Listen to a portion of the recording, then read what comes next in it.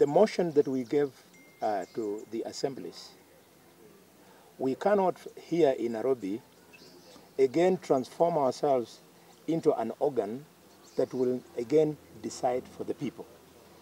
The people, right from the grassroots, are then going to be given an opportunity to speak to the agenda and decide what would be the best way forward on issues of self-determination.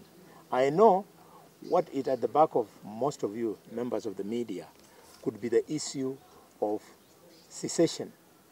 Those are substantive issues that will be debated on the floor, and a decision will be made on the way forward in the best manner possible. The only thing is that there has been a delay, a serious delay, because of the court orders that were issued at Kitui, although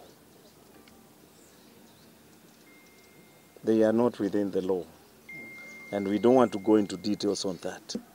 So the ruling came out, it has been served in almost every count. The delay has been caused, but the move is there, and the debate is going on. The remaining one will pass them.